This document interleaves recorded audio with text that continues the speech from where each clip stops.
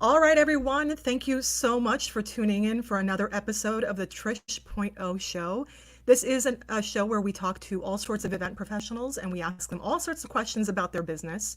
And today's very special guest is John D'Adamo. You know how long it took me to get to D'Adamo? I keep wanting to call him D'Adamo. It was hilarious. They're He both is correct. and they're both correct. So let's go ahead and get him on the line. John, how are you today? Hey Trish, happy to be here. Happy Friday.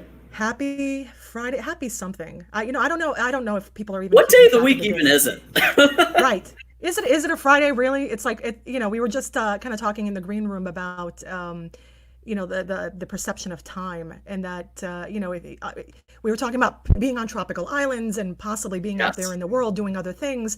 And I'm like, would we really have been doing that anyway? Shout out in the comment section if you actually had a vacation planned because we want to throw you a little bit like sympathy virtual hug if you actually had that planned. But John, why don't you let everybody know, who you are, who you're with, and what you do. Sure. Well, my name's John D'Adamo, and I am the regional vice president of the South region and Europe here at BizBash Media.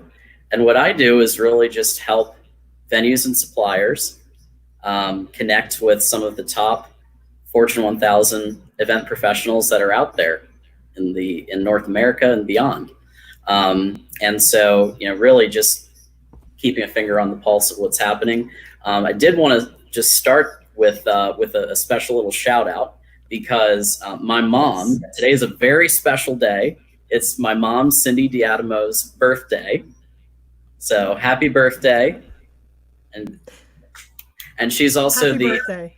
and she's also the owner of Lady Lake Entertainment, which is very cool because she's actually PR, does a lot of PR promotions for musicians, right? And just built it Right. all on her own. So it's incredibly impressive. So Well, I was going to say, like, today's just a wonderfully opportune time, because I didn't realize that this ran sort of like, in your family. I talked to so many people who just kind of, come into the events industry sort of happenstance because they love it, because they fell into it, what have you. But you're kind of legacy, like, you're carrying on your mom's legacy of being involved in the industry. yeah, definitely in some ways. I think it's interesting because I feel like we all kind of stumbled onto the events industry usually. Like very few people are Right. like, I'm going to study events. In some do, and there are classes, and majors Yes. in NYU and others. Yes. But usually it's like somebody who was doing campaign work or Right. somebody like, so I was doing a lot of campaign work. I was doing a lot of kind of just kind of stumbled into it. And but there's others who are like art history, or they studied rocks, or a lot of them were musical theater. So there's musical a lot of musical theater people because there's really a theatrical kind of It's true. entertainment component to event design, right? You think about it. Well, and I think, yeah, there's the creativity, there's the musical entertainment component to it. I don't. Did you want to sing a happy birthday to your mom real quick? Oh boy. I don't want to put you on the spot though. Like you can totally turn me down if you don't want to. All right, all right. Well, we'll just do it like this. Happy birthday to you. Happy birthday to you.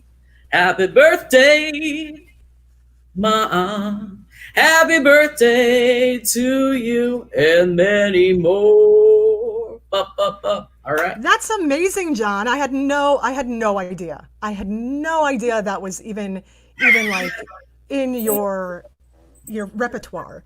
Yes, that's But what I do. So I do competitive karaoke. oh, Some people that's don't know right. that. I So do I I did know do that.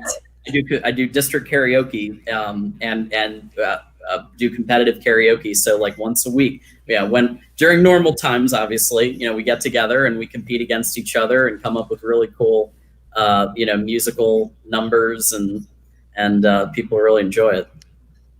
Oh my God, that's right. You did tell me that once. No, you've told me that more than once. So I don't know.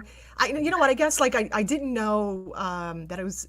like until it's in front of me, right? Like until I see It's one you. of those things. It Yeah, is. it's just one of those things.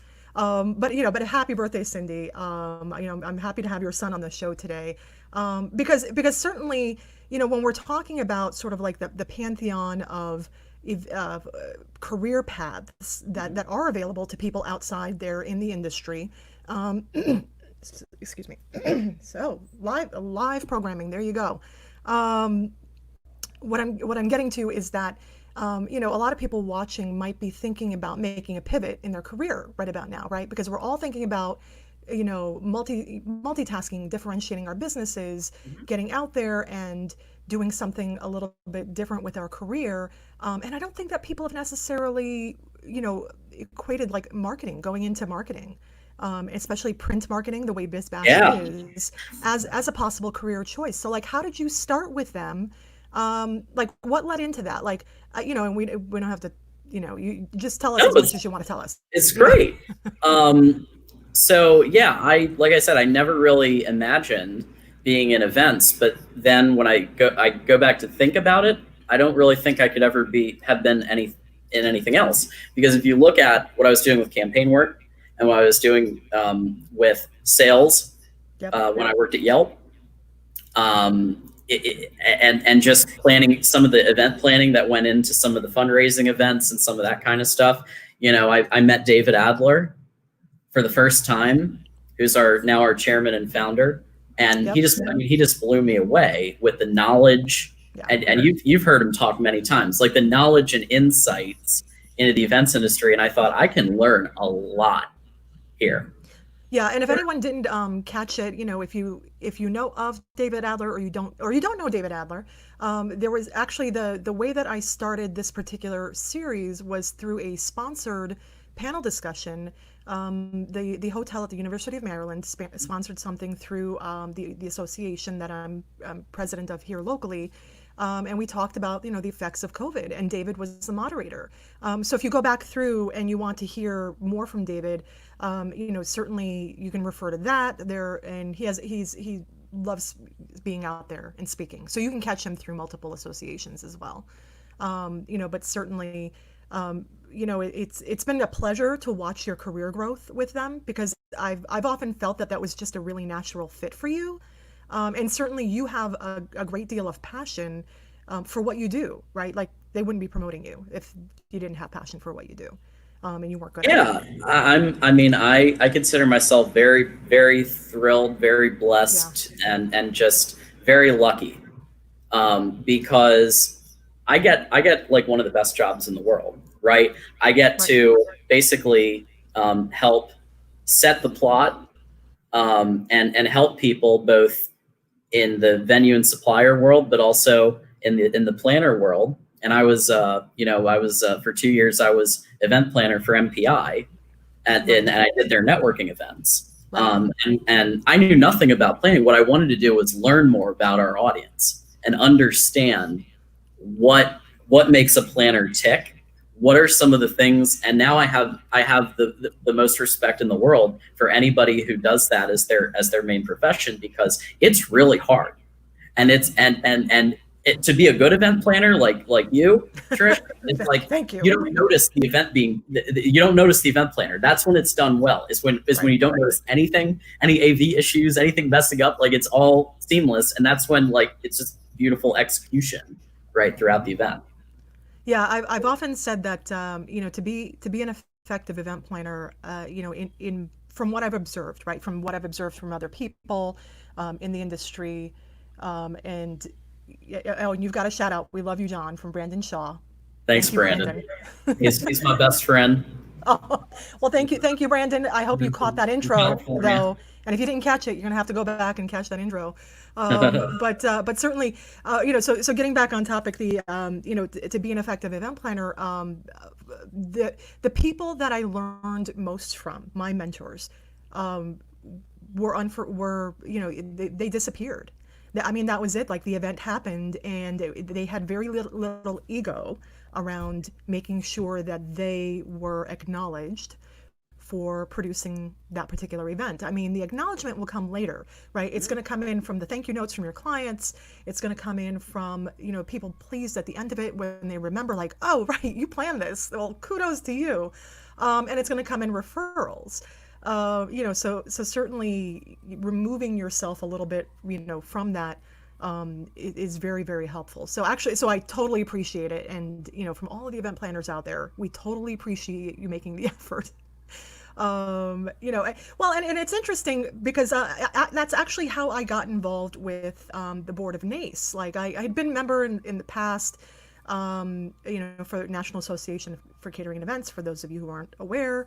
But the way that I got involved with the board was that I did social media and marketing for the first 2 years that I was on. And the reason being is because I wanted to understand more about what people like you do. Because so you did like the inverse of what I did. You started right. you kind of wanted to learn more about the sales process and that side of events businesses through DC NACE. That's very interesting. Yeah, exactly. And it taught me a lot. I have a great appreciation for all of the marketers out there. And certainly for BizBash, because certainly BizBash has been on the forefront of event trends and, has been, sort of like on the pulse of what's going on in the marketplace. Yeah. Tell me about like some, if people haven't been following, if you don't know what BizBash is, I'm going to throw up a banner so that you can definitely log on to their website, get signed up for their newsletters. It really is a tremendous resource for any sort of event professional out there. But talk to me about some of the conversations. We'll start first with like what conversations you have been having out there since the start of all of this madness. Right. Well, and one of the things we always like when I train people on how to present themselves and on how to market themselves, and I consult businesses and I consult people, interns and people who are like rising up. I say you've got to boil it down. You've got to just make it as approachable as possible. So what we're saying is that BizBash is where event pros go. Right? That's what it is. Right? Simple. Top influencer in the event space, where event professionals go for resources and ideas. Fantastic. I mean, and you really just have to kind of boil it down. Oh, Ray and Bialec's music. There's Ray. Hi, Ray. Watching while eating lunch. I hope it's a good lunch. I hope it's a really good lunch over there. And then, so then in terms of, so that's a really great sort of foundational thinking, right? For anybody who, is working with BizBash and wants to think about BizBash.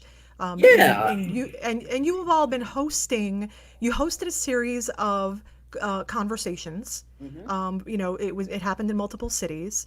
Yep. And you recently put out this amazing guide, the Virtual Events Guide, and from a layperson's perspective, it's a great piece of work. But you had a particular sense of pride about it. So talk to us a little bit about like what went into that, and and what people can expect from the guide. So we were in a state like everybody, candidly, where it's like, okay, this is happening now. How do we respond, and because we have a unique position in the events world to help the community get through a time like this, right? With our resources and the newsletter and everything else. So we kind of went to the drawing board, and this is the great thing about working at a company where everybody's a collaboration artist, like David says. We're all like thinking of ideas to try to propel business forward. And the virtual event guide was an idea because we have some tremendous event technology relationships all over the world. We have some great event production relationships all over the world. And so what was really cool is this was a guide that you can access from anywhere.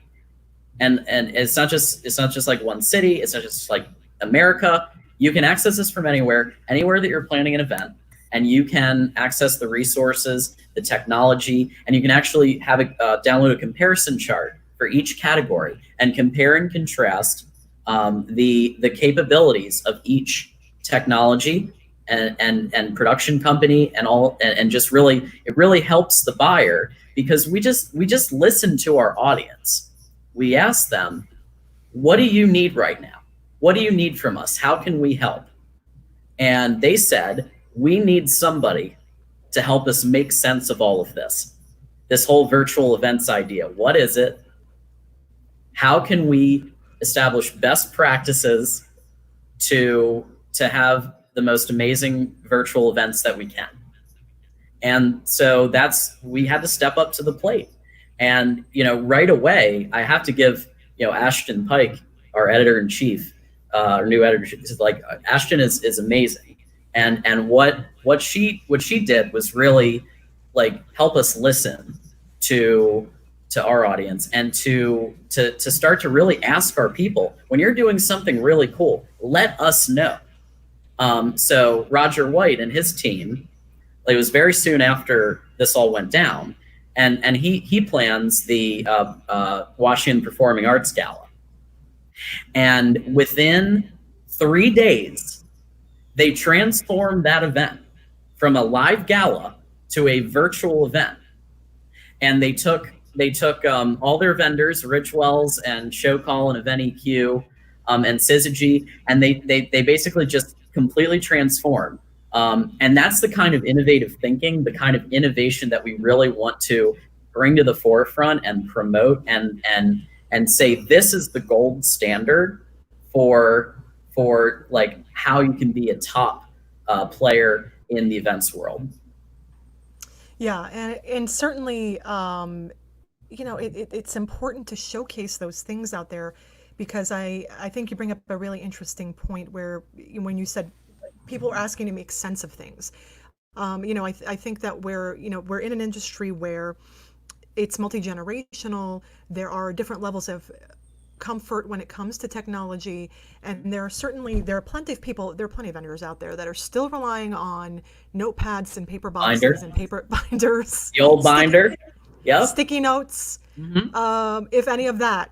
So certainly, this is kind of forcing many people to make that quantum leap into new technologies because like it or not, the only way we're going to get through this is by adopting to new technologies. And we're not talking about, not every vendor is going to need to be an expert on VR, and not every vendor out there is going to need to invest $10,000 in all this new equipment, but certainly social media marketing is going to become even more important. Like it's already been very important, but it's going to take on a whole other level of importance in your business because you're going to lack that physical connection. We were talking about that we Yeah. can't wait to get out there and like be in front of people again and just see everyone and hug, but we don't really know when Yes. that's going to be, you know and Yes, it's true, and I think that you're right in saying that you don't necessarily need to do the most crazy VR experience, but going beyond like an interface that just has some boxes right. is something that I recommend everybody do if they're considering a virtual event. How can you create a breakout session? Like what I did the other day with my friends, Cocktail Curations here in DC, their local Right. DC vendor, and they put together for the JBG Smith, the apartment complexes. They put together an interactive cocktail making session on how to make the Paloma. Right. I never heard of a Paloma before. I didn't know what any of that was, but I got the ingredients, and then tea, and they actually took us through how to make it. And even though in the past I hadn't been a huge grapefruit fan, like that drink, it actually works. It's really delicious. So now I can make a Paloma anytime somebody needs it. Yeah, well, I feel like the Paloma's having a little bit of a moment right now. I actually received a care package from Yours Truly Hotel, which is the new boutique Yeah, property going yeah. on. Yep, and so Hi, Julia, if you're Louise, watching. right, exactly. Hey, Julie. Hey, Louise. So I received it. I haven't posted up my pictures yet. All that marketing is coming up in June. I just can't wrap my head around all the things right now. But I got that. That was a Paloma, and then you're talking about Palomas, and then I think another. So if you're listening, there's your trend number one is Yeah, there's a that trend right there, but yeah, it's really get about you to a interactivity. Paloma. It is the Yeah, like interactivity. imagine a virtual closing reception with an interactive cocktail experience. Maybe like we did a couple of weeks ago, we Quiet Events. We did a partnership with them to do a DJ battle, and we had Nice. we had East Coast first at 5 Eastern, and then we had West Coast at 5 Pacific, and you had three DJs, and they were all competing. So you changed the box, and you could listen to each DJ. Imagine a closing reception and the networking that could happen when you make a cocktail together, when you are participating in something like a DJ battle, right? That's the kind of stuff that like I want to see in my virtual events, right? Like just that interactivity component. Yeah, it can't. I mean, it's certainly that's an important thing to note is that we're talking about, that's where I think the people get a little bit caught up is because you're taking something. We've all attended virtual events. We've all done an online class or watched. If you've watched a YouTube video tutorial on anything, how to build a deck, how to replant flowers, then you have in essence attended a virtual event that in its classic form that's what it has been. But we're essentially talking about that, something where it's a little bit more instructional, there's interactivity between people, and then it becomes more like a guided type of a thing. And so it's finding what can we do that's accessible to everyone, and that's certainly it's not only accessible to everyone, but that might be interesting to everyone, right? Because not everyone's going to want to be into all the things, but I feel like a great deal of people are going to want to be into the Palomas. Yeah, yeah, and they are pretty delicious. But like just There you go. but you also got to learn about the history. You got to learn about and there was a really interesting Q&A at the end where and everybody was drinking their Paloma at the time, and they were and there was a lot of Q&A that got into really advanced level kind of mixology stuff that I had no idea about any of it, and like they talked about how to maybe create your own cocktail and how you start with the 2 ounces of spirit and then build up from there to create your own thing. So I could create the JD cocktail potentially now that I was part of that. So if you have key takeaways that you remember from an experience, even though we're virtual and even though we can't shake hands and hug and everything else right now, there is still tremendous value when executed properly of a really well done virtual event. And I think it's important to point out as well that when we're talking about how does BizBash play into everything, they have essentially been a virtual company for quite some time. Like you all work from home, you all work remotely, and so when we're talking about people now being out there and being away from the office and establishing new routines and what day is it? Now we have to remember what day is it. That is something You're that's that's something I've been thinking about yeah, heavily sure, because and I've been talking about this on LinkedIn. I've been writing some LinkedIn posts about this because this is going to change the future of work in our country, right? right. People are finally realizing that you can be just as productive, if not more productive, working from home versus going into an office. I know that when I started, BizBash used to have an office in New York, and I used to work there. And when I switched over to working from home, my productivity tripled because Right. there's so many times that you go to the water cooler or you there's the lunches and there's the all these different things. But when you're working from home, you can really get in the zone and really so my advice to employers, to CEOs is always if you know that you've hired top talent, then trust them that they can handle work from home, even after this is all over, and maybe avoid that office rent that's costing all this in overhead, right? And invest Right. it back into your business. Well, and let's talk a little bit about that office rent, because it brings up an interesting, the whole thing brings up an interesting dynamic, because I have frequently said that the reason we have not embraced mobile working oh, someone's making an appearance. Ah, Gizmo. I was waiting G- for it.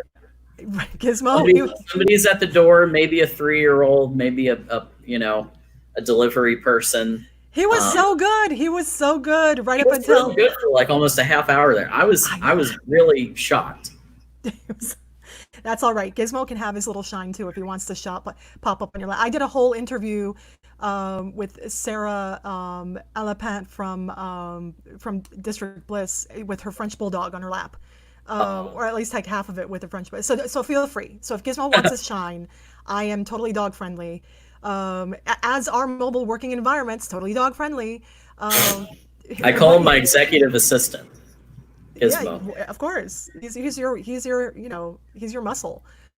He's watching out. He's protecting the office. Really, he's a really tough 15-pound Shih Tzu Terrier.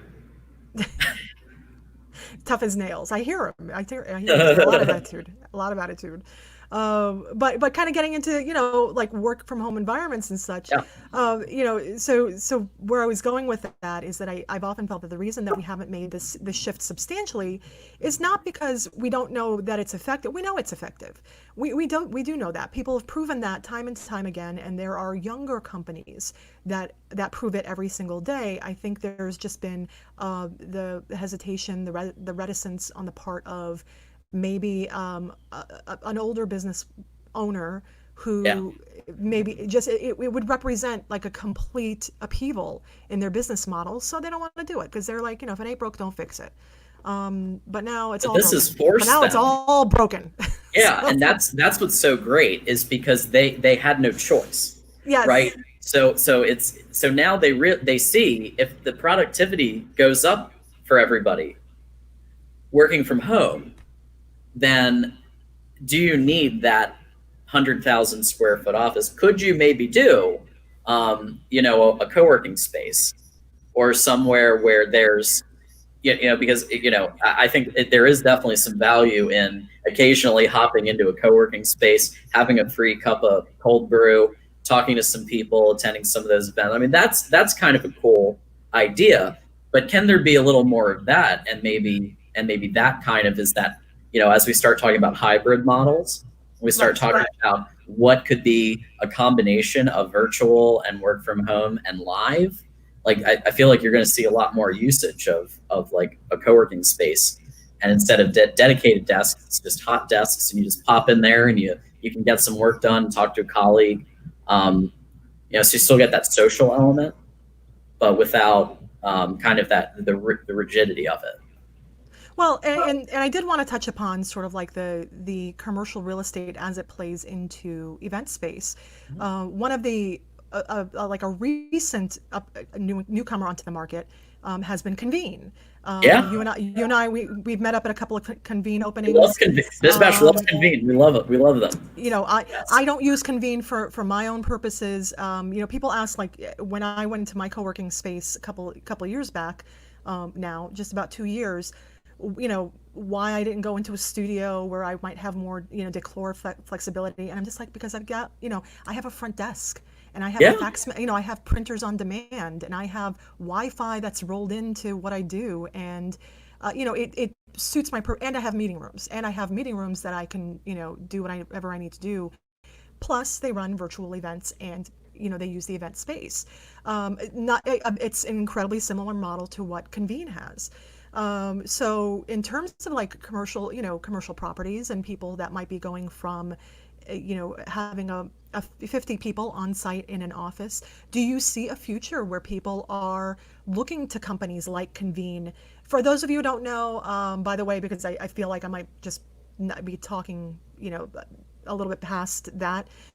Convene is a co-working space in a classic sense, but they have also integrated a lot of their public spaces into a really interesting event rental model. So you don't have to be one of their customers to want to rent their space to run your program. Plus, they have catering. On-site catering, which I thought was really fascinating. So they offer you, the same thing that, let's say, a hotel ballroom would, or a hotel meeting room, but just maybe, the difference is that their location might be more convenient for your company. They're centrally located in heavily populated areas, so just might be more interesting. So I say all of that to say, do you see a future where commercial real estate now has to pivot into the events world? Well, I think there's going to be a mix of scenarios, right? Yeah. I think that you're gonna see there's no denying that there's going to be a lot more virtual. Yep. However, there's always going to be a need for Right. gathering. Yes. And so if you're, especially like the unique venues out there, the Warner Theaters of the world, the stadiums, the down in Florida, the New World Center, and places like that are really offering outside of the box, really interesting kind of venues. That's really that's going to become more, like, live events in general are going to become more important than ever, I think, because we're Yes. going to have more time working from home. And so the times that we are gathering, I think they're going to be a lot more pointed. Like, we're actually going to, like Priya Parker talks about in her book, Art of Gathering, what is your purpose for gathering? And people, I think, are going to be a lot more mindful about Right. what your purpose is for getting together. What are you looking to accomplish in getting together? And how can you use technology as a supplemental, and you can still have your live gathering, but you're also using some of the best technology that's out there to maybe add a Q&A component, or add a kind of avoid that awkwardness of, like, when you shake, you're raising your hands in the auditorium. Well, Right. now you can use something like Glisser to actually download Glisser and just have a little URL shortcode. You can go on and ask questions. So instead of that, having to be that person, right, who then everybody's looking at, you can do it through Glisser. You don't even have to say your name, right? And you can use technology like theirs to actually get your question out there and have a dialogue. The rule is always, if you have a question, probably somebody else has that question too. Right. So that's the kind of stuff I think we're really going to start getting smarter about in the new era. Yeah, I think it touches upon a really important point where I think you and I are very much of a like mind. Where, I've said it before in my shows, and overwhelmingly, my guests have validated that for me through their own behaviors and their own plans for what they're doing. Is that, now is the time that if you've been, to get creative. Now Yeah. is the time where we're going to see the creators really create some really wonderful things. And I think in about 6 or 9 months, when people, we're seeing it now, people are popping up with things now, but certainly as people want to wait and see, how things sort of progress once we get into phase 2 and phase 3 openings. In about 6 or 9 months, we're going to see some really amazing new opportunities. If you keep your mind open about it, look, there are going to be certain people who are just like, so caught up in the past that they're not going to be able to, get past themselves. But if you can keep an open mind and heart about the creativity, then it's going to be an amazing time. I think the next 12 months are going to be an amazing time to see exactly what you're talking about. And I think that's why it's so important to utilize your resources and subscribe to things like our newsletter, BizBash Buzz, which is free to subscribe to and get those daily ideas and inspiration. Because you've got to be looking at what's out there, what are some best practices, what are some things that people are talking about. Like, we just had a story about drive-ins, and can an event take a drive-in approach, because you kind of have natural social distancing, right, going on with a drive-in approach. And there are Yeah, certain venues that you could probably, retrofit or whatever to make it a drive-in concept. But like that's the kind of thinking we're talking about is people who are just really kind of getting a little bit outside of the norm and outside of the box to think about new ideas of yeah. gathering. And I think that, as you're dealing with, entrepreneurs who are, entrepreneurship, has always been something, I guess when I was growing up to be, something that you did towards the middle to latter half of your career journey. But certainly in the last 20 years, we've made a substantial shift where we see a lot of young entrepreneurs, which is great. They bring a lot of energy and a lot of ideas. And so sometimes it's great to have that because, like, one of my corporate clients, I was talking to them in March and we were talking about, we had an event coming up in May and one coming up in November. We were like, okay, well, we were talking about plan B and plan C and going into plan D. And I said, okay, well, why don't we think about it? Why don't we think about it from this perspective? Does it have to be where everyone assembles at the same time? Can we have like one centralized experience? And then maybe, we have groups of people in the various cities participate from remote locations. And they were totally into that.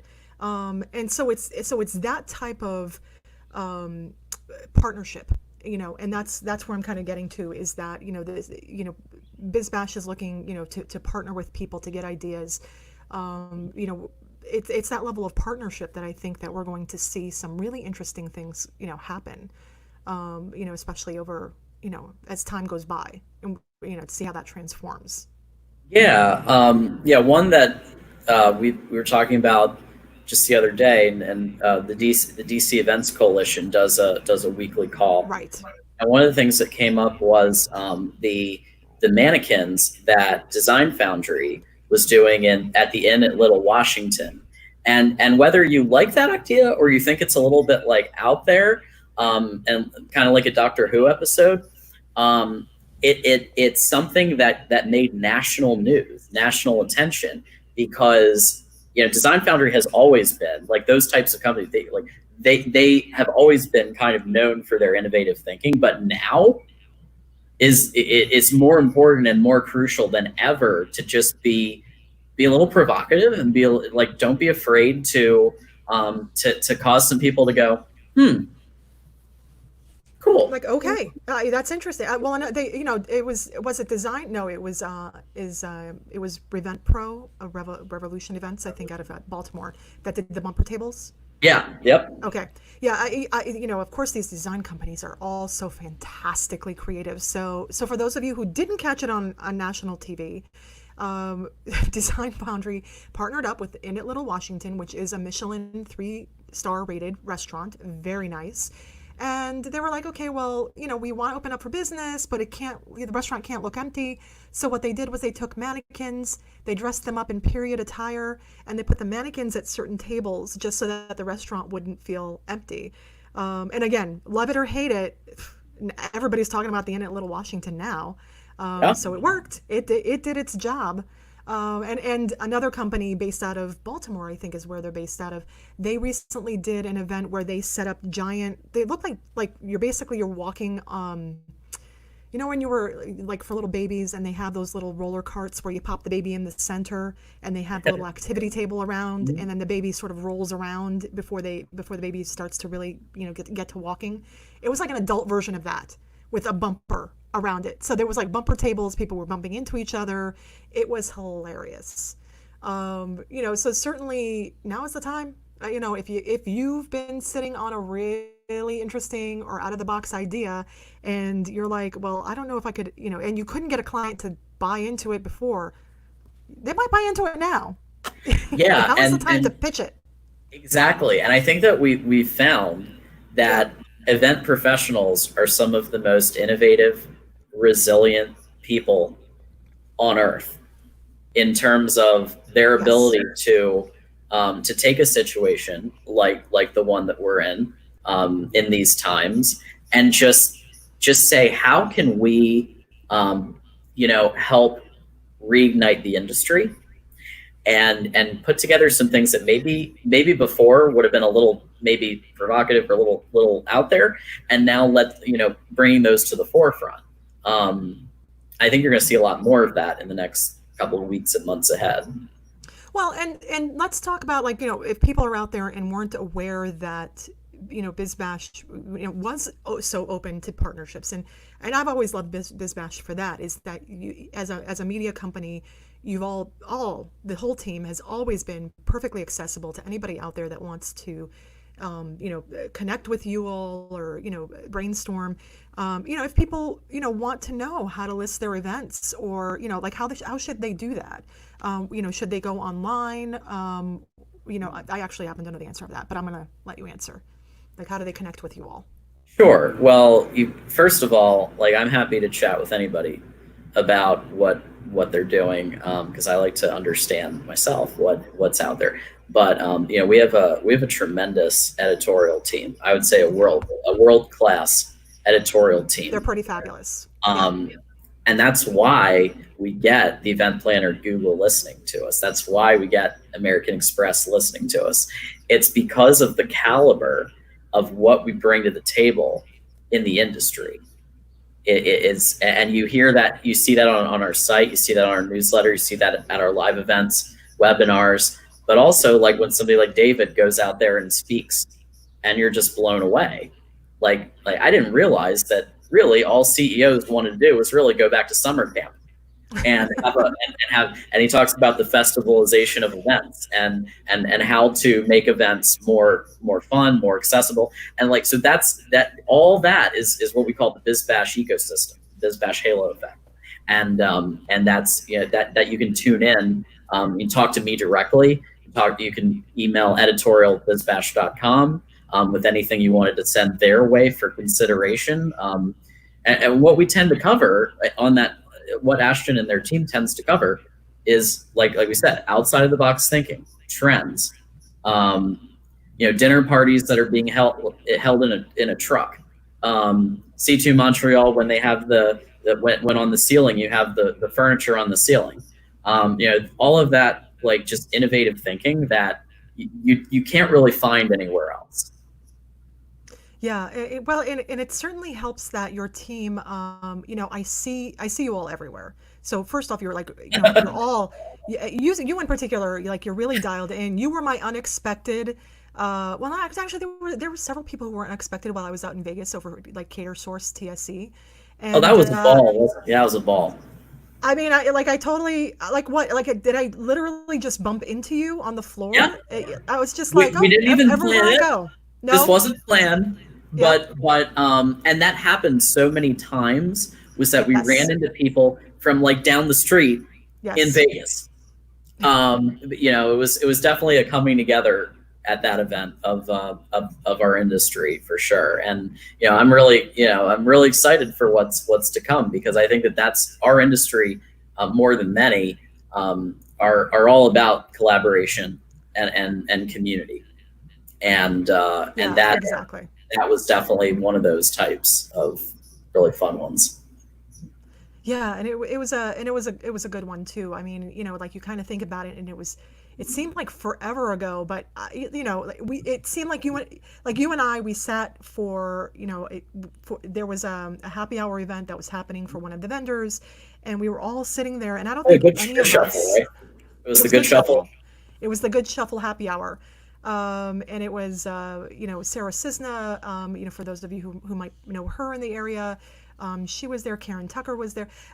So I don't think I don't know. Did you have a sense that this was like the last meal? This was like the last event, the last time you would go, the last time any of us would go networking for the foreseeable future? So we were very, very privileged to, at that event, have all of the vice presidents in attendance. Okay.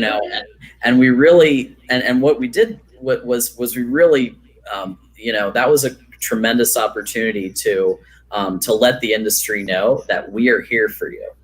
And I think it sent a message that we are there for our community.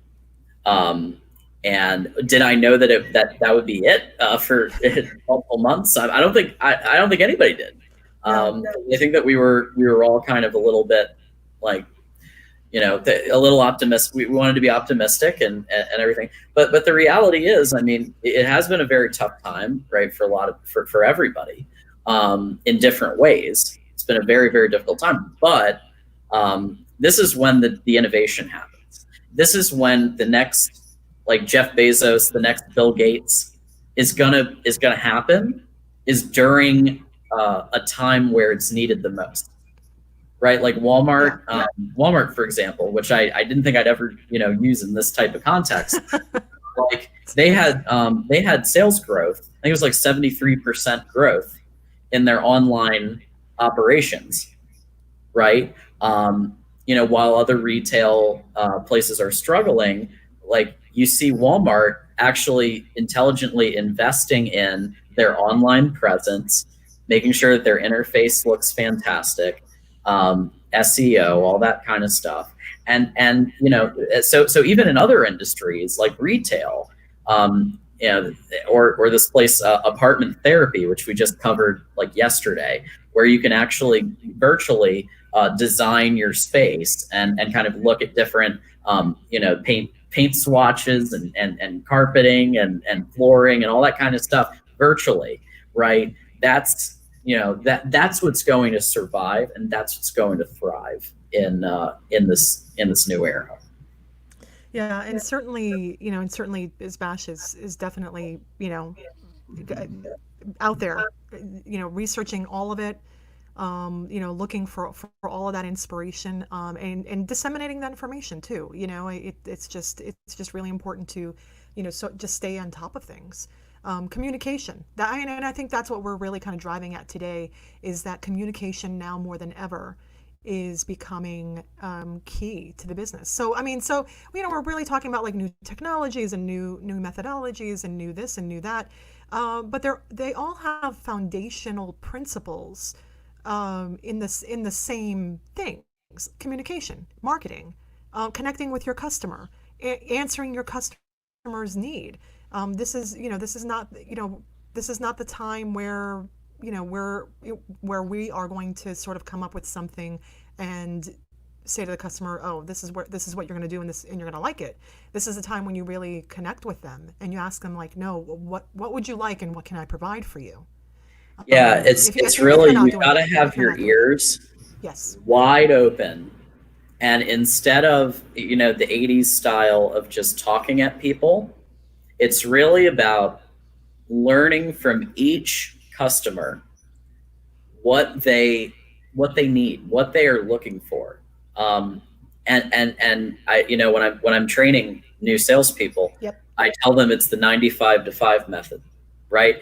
You want them to be sharing 95% of the time, and us presenting 5% of the time, because it's really that first conversation, that initial call is all it has to be. It must be all about the customer's needs and all about what they're looking for.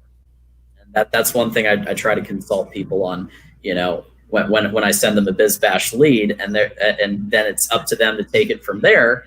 Sometimes I give them some guidance on just give them a call, pick up the phone, and have a human conversation about what could work out.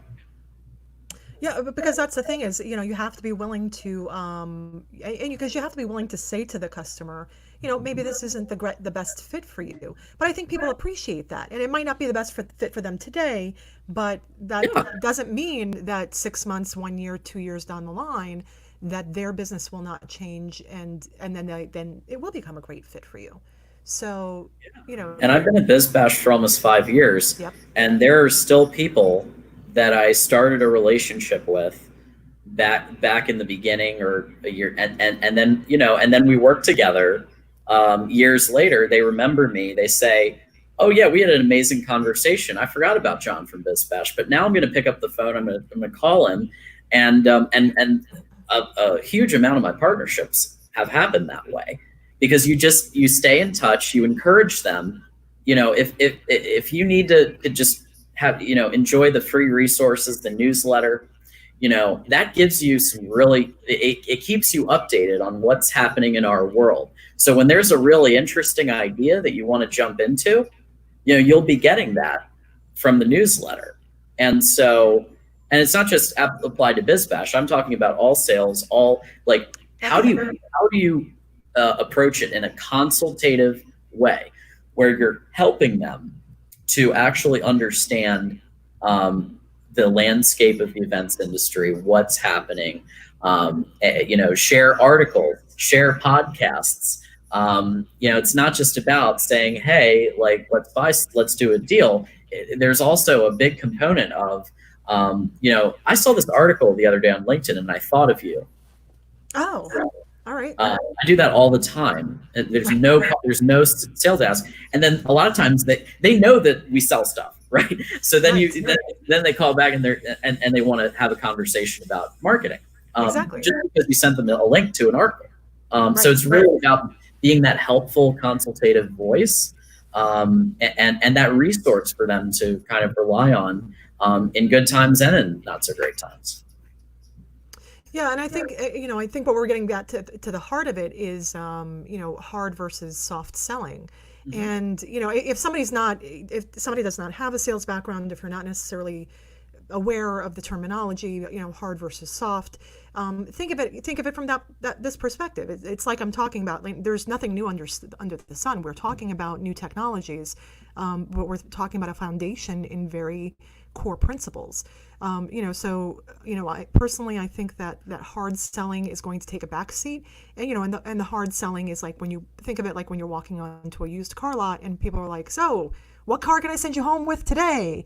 You know what I'm talking about, in terms of very, very sort of, push selling. So you're pushing your thing onto them, and it's about sharing.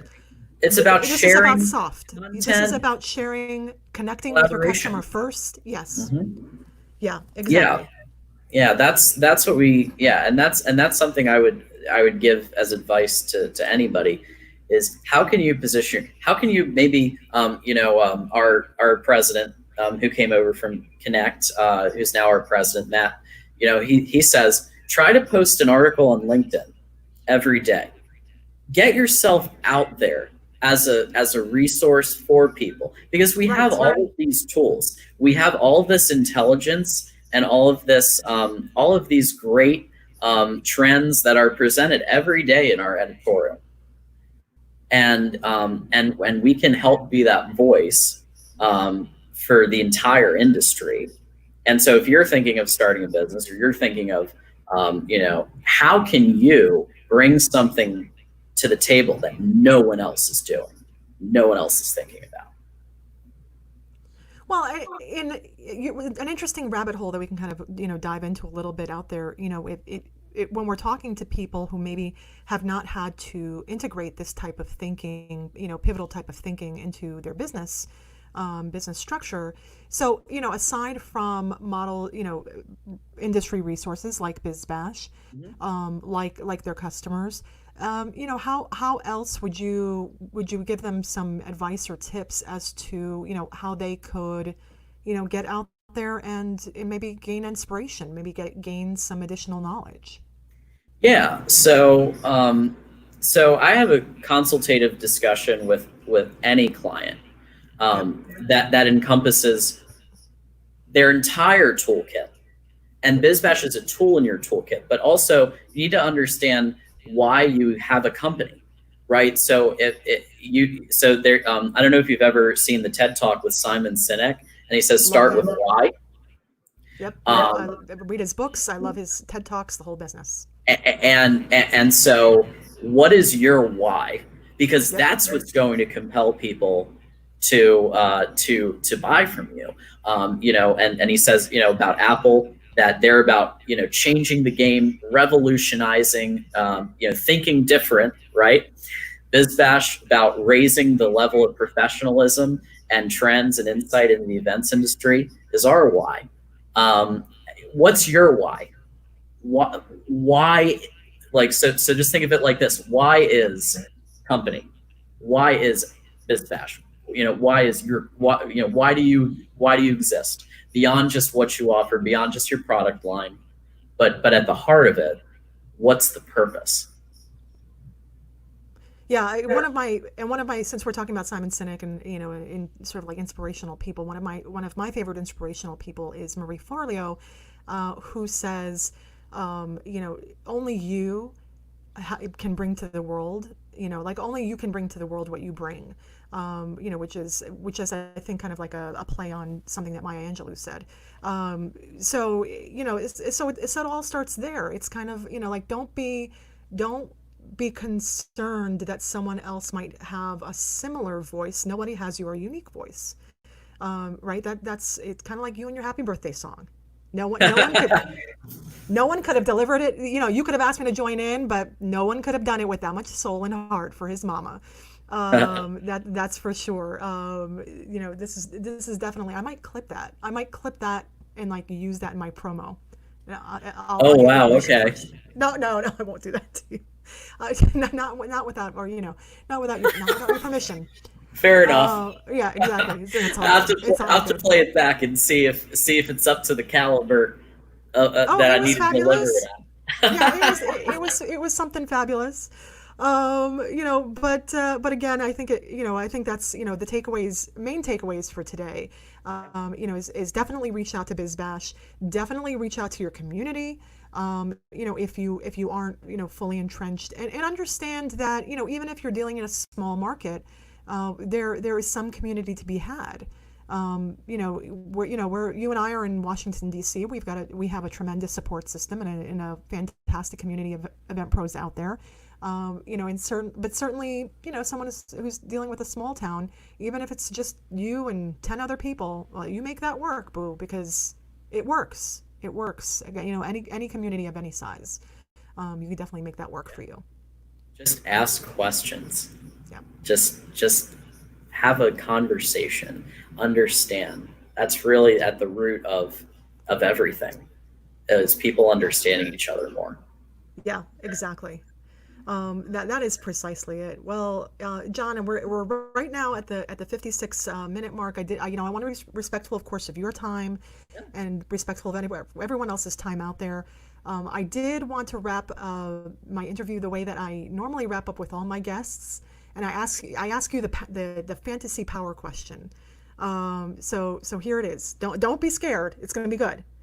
So everything opens up and you can go wherever you want to go and eat whatever you want to eat. Where are you going and what are you eating?